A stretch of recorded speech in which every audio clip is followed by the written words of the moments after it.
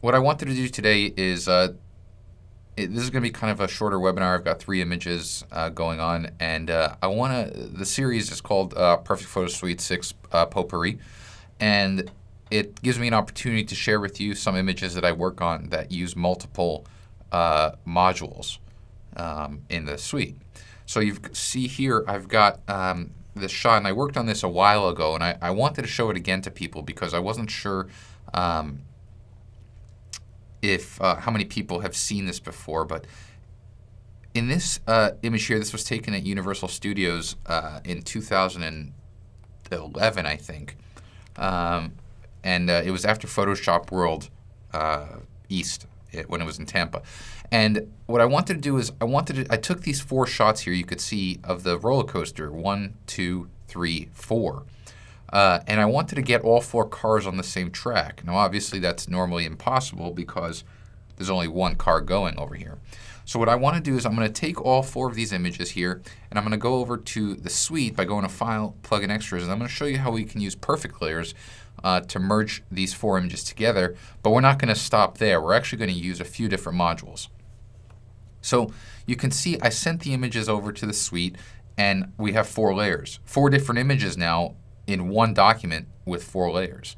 So I'm going to turn off these layers, and you can see that I've got the 4 images. And what I want to do is I want to reveal each of these layers. Like I want this car to reveal under it. So now with this layer, I'm going to take my masking brush, and I'm going to reveal the car over there. So that's all I wanted to do. You can see that with a masking brush, because I'm essentially cutting out the part of the layer that I want to reveal below, it makes it really easy. And now watch, we just repeat that process. I turn the 3rd layer on. Now the 3rd layer is covering the bottom 2 layers, which allows me to essentially mask through and reveal the bottom 2 layers, only the parts of the layers that I want. Now here's what's important is that I actually handheld these 4 images. You want to make sure if you're going to be doing this kind of masking that you're basically as steady as possible, because you don't want the track to move from frame to frame. So now I'm going to turn on the top layer, and I'm going to repeat this process here where I'm just going to essentially mask through the remaining images. So that was really easy. You can see how we took, in no time, 4 different images and combined them into one. Now here's the thing. If you want to work on this image as a composite, what you're going to have to do is create a combined layer here. And you can do this one of 2 ways, basically. You can either select all of these layers and then hit merge right over here, and that will flatten the image. The other thing you can do is go to the layer menu and then go to new layer from composite. Now what this does is it takes all visible layers and it creates a new layer without actually getting rid of them. So now you can see how we have a composited layer. For those of you that are familiar with Photoshop, that's like the stamp visible key or keyboard shortcut. What this allows me to do now is work on this layer as a whole. First thing I'm going to do is I'm going to take my retouch brush and get rid of that dust spot over there. It was driving me nuts. And now we're good. Now the next thing I'm going to do is I'm going to actually take this over to Perfect Mask, because I want to remove the sky. The sky is very, very boring. So I'm going to go ahead to Mask. And what's going to happen is Perfect Mask is going to start analyzing the image for colors. And what I'm going to do is I'm going to use my dropper brush. It's right over here. It's the dropper with the minus. And I'm going to select a few different colors here that I want to remove. That's what the drop dropper does. The keep dropper allows me to select colors that I want to keep. So I'm doing a quick cross section of colors here. And now what I'm going to start doing is using the erase brush. The erase brush, or the drop brush, is the second icon in the tool well, and I'm going to start drawing across to remove areas that I don't want. And so I'm just doing this really quickly to get the bigger spots out. Now notice how it's doing a really nice job of getting to the edges.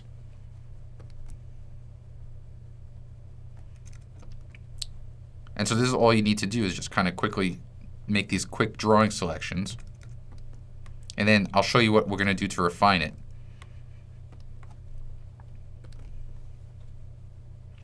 And so it's extremely impressive how it's just punching out that information. And the thing is, masking through these small areas here would be extremely difficult normally. So now that I've gotten rid of most of the big stuff, what I'm going to do is I'm going to take the icon below it, which is the refine brush, and that's going to allow me to draw through areas and remove information. Now what you can also do is use the magic brush. And what the magic brush does is it actively compares the keep and drop colors. So you can see how I can just draw right through and get rid of the information in between the tracks. You see how it's keeping all the tracks there? And so that's all I'm doing here is I'm making those little refinements. And I don't have to worry because it's not removing the colors that I want to protect. So I'm just going to go right through here, right through there, and right through here. I think I've got pretty much everything. Now what I can do is I can go to the view mode, go to preview mode, or rather the mask mode, and show mask, and I'm going to go to grayscale. And that's going to show me my mask here. And I can see that everything's looking really good. So now that I'm done, I'm going to hit apply. And so what I've done was I essentially created a mask, and you can see there's nothing behind it. So what I'm going to do is I'm going to go to the File menu in Perfect Layers and go to the Browse Backgrounds category. And what that does is it actually brings up some folders of stock backgrounds that actually come with Perfect Photo Suite 6. These are images that both me and one of my colleagues, Dan, took, and we included them here for everyone to enjoy. So I'm going to look through here, and I'm going to try to find something like this sky over here. And I'm going to hit Add. And what Add does is it places the layer over here on the active document. Now you can see that the sky is on top of the actual active layer, so I'm going to put it right below. And now what I'm going to do is I'm going to close the image browser. And with the sky layer selected, I'm going to zoom out just for a bit so you can see something. I'm going to take the transform tool from the module selector, I'm going to stretch this out because I want more of those clouds in the background. Let me zoom out a bit more and stretch this out because I really want those big poofy clouds. There we go. All right, so I'm going to hit apply to commit that transform. And so right off the bat, you can see how much better it looks. Now we're going to do a few more things. The first thing I'm going to do is with the sky layer selected, I'm going to go on to focal point. And I'm going to click on focus from the module selector. And I'm going to reset everything just so that you can see what happens as a default. So you see here as a default, we've got our focus bug. And wherever I put the bug, that area inside the bug is in focus. Everything else is out of focus. Except I want the sky to be uniformly out of focus. To do that, what I need to do is take the opacity of that focus bug. The opacity of the focus bug controls how strong this bug is. And I'm going to take that opacity from 100 and bring it to 0. So now the focus bug is almost like it doesn't exist. You can ignore it now. With that done, what I'm going to do is this blur is way too hard. So I'm going to take the amount of blur and I'm going to drop that down just so that it starts to pop off the screen a bit. And so I'm going to actually make it a little bit more blurry. And then I'm going to take the brightness of the background and make it a little bit darker and increase the contrast. So now, if you can see, it looks like there's a really nice three-dimensional feel to the image. All right, let's hit apply.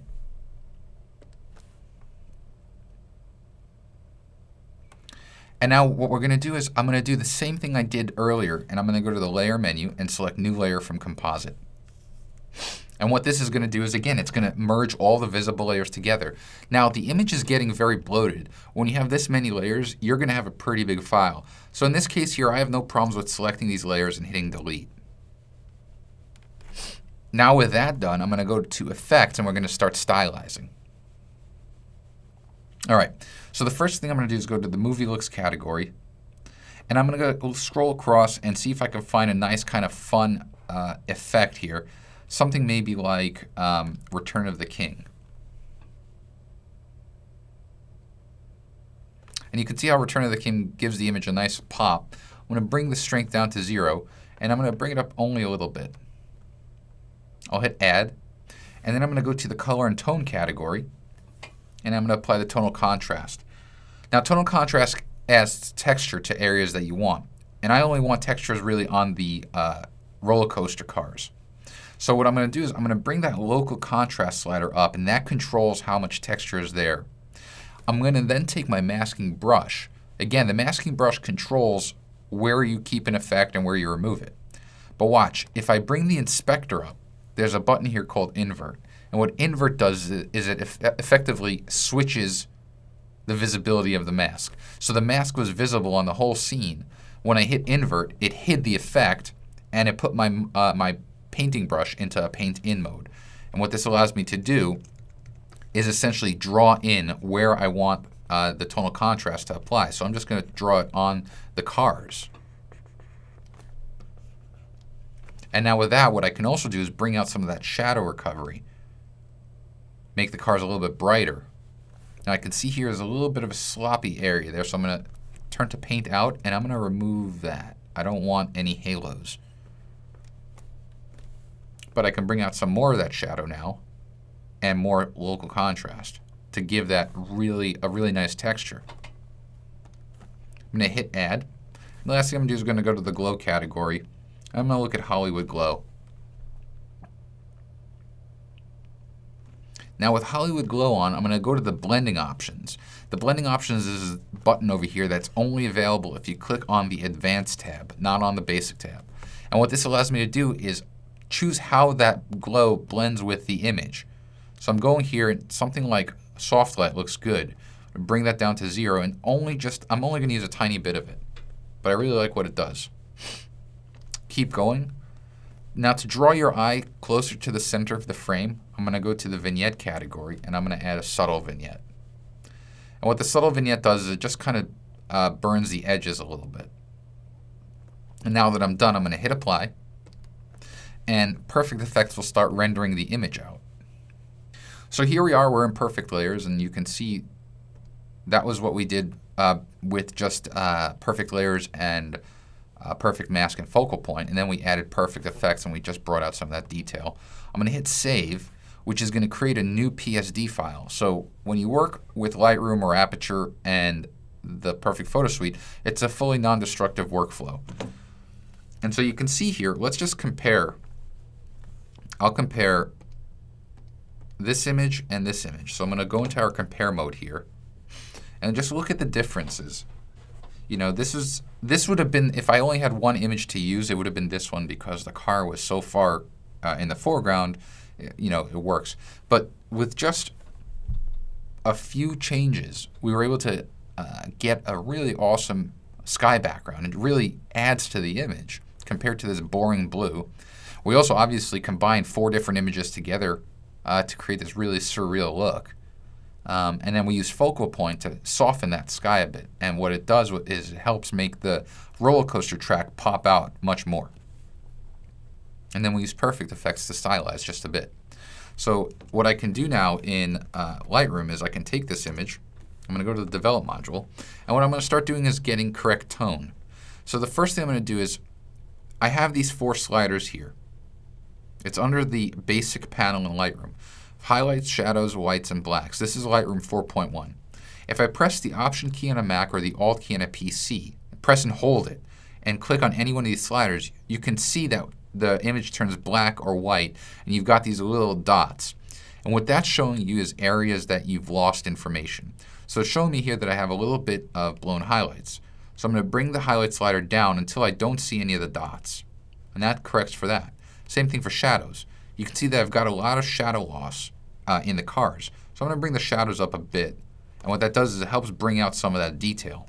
Same thing with the white point. White point's a bit high, so I'm going to bring that down. And the black point, I'm going to bring that up just a bit.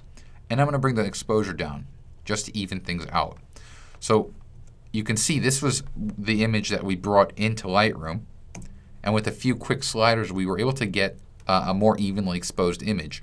Bring the contrast up, and I'm going to bring the clarity up. Now, to bring out more detail in the cars, I'm going to go to the adjustment brush, and I'm going to start with a contrast slider. I want to boost the contrast, I want to boost the clarity, and I want to boost the exposure just a tiny bit. With that, I'm going to draw on the cars, and it just brings out a little bit more detail.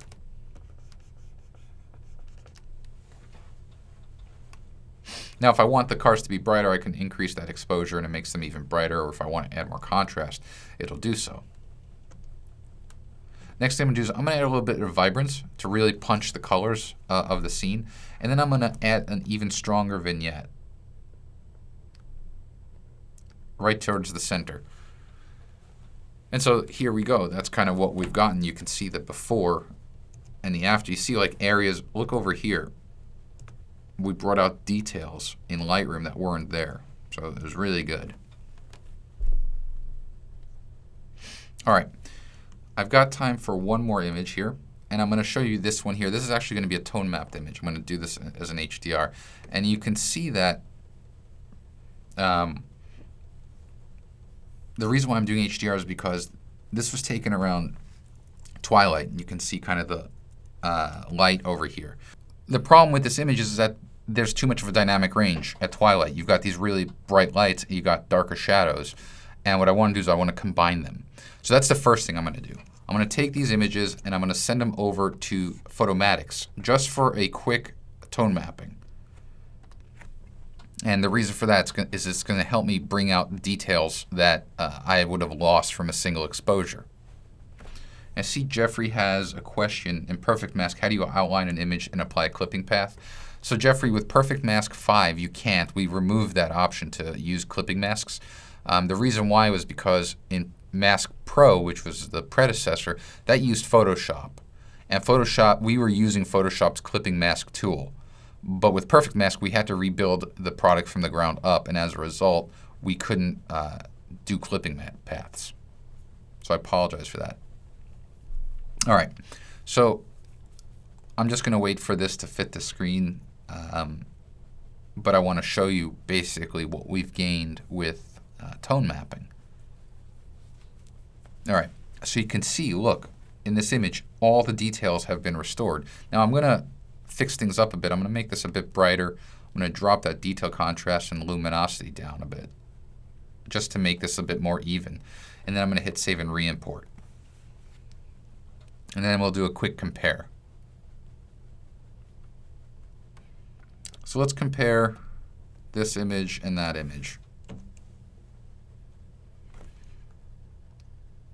All right, so you can see the details. Like, look, if we zoom in here, you don't see anything over here, but here you actually see reflections. You see a lot of good stuff. This is why tone mapping is important when it's done, you know, selectively and tastefully. All right, now here's what I wanted to show you. So in this image, the problem is that with my 50mm lens, I was standing there and I had my camera tilted upward. And as a result, we have this kind of parallax distortion. You know, you can see it's almost like a barrel distortion where the lines are not straight. So what I'm going to do is I'm going to take go to the Develop module, and if you go to the Lens Correction panel and click on Manual, you have this ability to control certain details of the scene. And watch, if I take the vertical slider, now watch if I slide it to the right, you see how it's getting even more distorted? But watch if I slide it to the left. What I'm looking for is to get these lines straight. And so we've essentially corrected for perspective. Again, you see how we're kind of straightening those lines out? Now, you can also see that as a result, we lost some information along the bottom of the image. You could see this gray pattern. So what you can do is hit this button called Constrain Crop, which will crop the image down. And now we've effectively cropped the image and straightened it. So watch. You see how the before and the after? This was the original. this is straightened. Little differences, but from like someone who photographs architecture, that's very, very important. The next thing I'm going to do really quickly is take my spot healing brush, and I'm going to get rid of some of these dust spots because no one likes dust spots in their images. And now what I'm going to do is send the image over to Perfect Effects to stylize. So I'm going to go to File, Plugin Extras, Perfect Photo Suite, and then once we're in the suite, I'm going to go to Effects, and we're going to just get some stylization going. I'm going to go to the Movie Look category, and I'm going to apply something like, I'm going to try Arkham because I'm going for more of a Batman feel. I'm going to bring that strength down to 0. Just use a bit of it. I really like how it kind of darkens the image. I'm going to hit Add. And then I'm going to apply a little bit of Havana. Now, Havana is going to make this really bright and pastel-y. But watch, I'm going to bring that down to 0, bring it up a bit, go to the blending options, just like we did before. I'm going to go to see what multiply, soft light, hard light. I like hard light, especially what it's doing to the bright lights over here. So I'm going to hit apply and hit add. I'm going to try out Thermopylae. I don't know if Thermopylae is going to work well here, but I think it might. So I'm going to add that in a very small amount. Yeah, that's what this is giving me almost a cross between kind of like the Batman series and something like 300.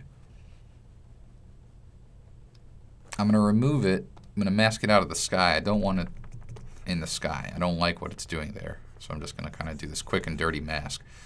Normally I'd spend a lot more time on this, on the mask, but just for the sake of time here. I see a few more dust spots came out. All right, I'm going to hit add, go to the glow, and I'm going to go to deep forest. Bring that down to 0, and just bring it up a bit.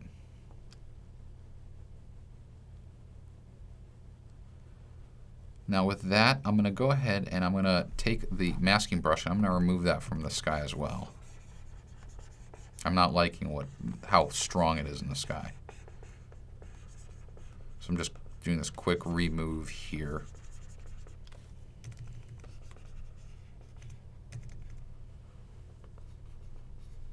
Okay.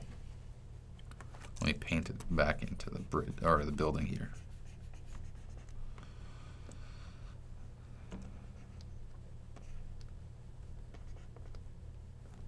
All right, it's good enough for now. I don't want to spend, again, too much time there. But you can see the before and the after, what we're able to do. But we're not quite done yet. I'm going to hit from Perfect Effects, I'm going to click on Focus because I want to go to focal point. And you can see how I don't have to hit apply or anything. You can just go from module to module, and the suite will save your progress. So it'll actually create a new layer in the background.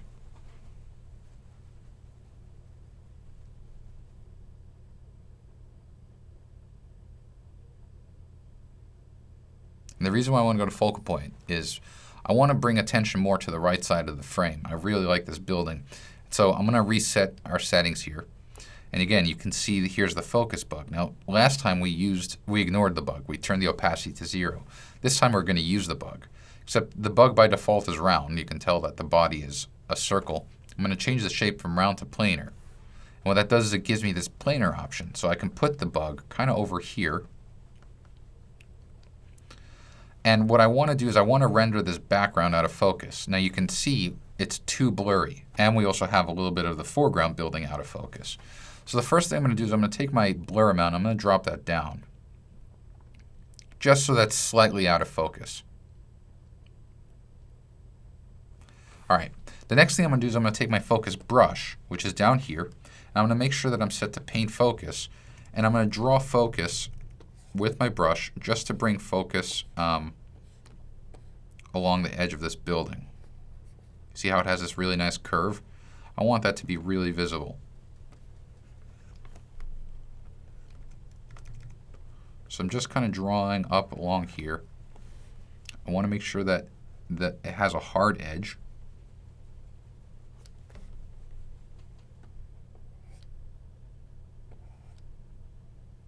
Okay, so with that done, what I'm going to do is I want to bring out these specular highlights. So what we did was all these little these light sources have become these specular highlights. If I take the highlight bloom slider and I bring that up, they get much brighter.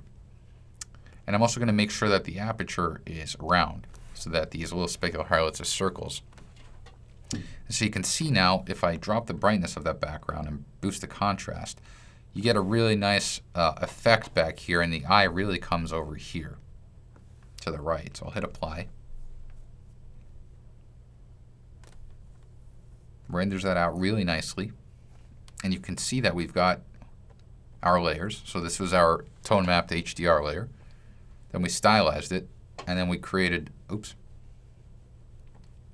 we created a shallower depth of field. So now I can hit save, and we can finish things off in Lightroom just like we did before.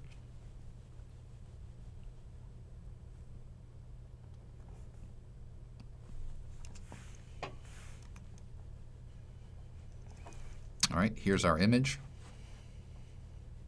I'm going to first heal that spot over here. Oops. Where is it? There it is. All right. Now, just like we did before, pressing and hold the Option key. Actually, there was a good question by John. Is there any difference between the inner and outer circle of that focus brush? Yeah, John. So let me see if I could simulate that here. Yeah. So what John's asking, pretend that this is the focus brush. You see how there's an inner and outer circle? The outer circle is essentially the edge of the brush.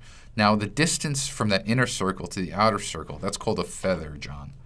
And the inner circle, that's the hard edge of the brush. The outer circle is kind of the soft edge. It basically is where the brush ends. So the larger the feather, see how I can make my feather non-existent, meaning that the brush is totally a hard edge, or I can increase the feather, and that gives me basically a fall-off control. So it doesn't have an abrupt edge. It's kind of a fall-off. So that's with the focus brush, it basically gives you a little bit of a fall-off for what's in focus and what's out of focus. Cool. All right. So just like before, I'm going to go to the 4 sliders here, press and hold the Option key or the Alt key. Highlights, I'm going to bring it until I start to see dots. That's good. Shadows, really good in the shadows. White point, good in the white point. Black point. Actually, white point I can bring up a bit. And then the black point, we're good. So good, nice exposed image. I'm going to bring up the contrast, bring up the clarity overall, because it really brings out some nice detail here. Actually, yeah, that's good. And then what I might do is brighten this side up a bit. And the way that I like to do it is use the graduated filter. Go to the exposure, bring the exposure up just a bit, and then drag inward. You see how it brightens that left side up a bit? It was getting a bit too dark. I'm actually going to see making it a bit brighter to even things out. That's looking good. Oops. So that's our image there. That's basically how we kind of got from something like that. We use tone mapping and Lightroom to get perspective and correct exposure, and then we stylized it. So that's my little lesson for today in terms of how you can use multiple modules in Perfect Photo Suite with Lightroom.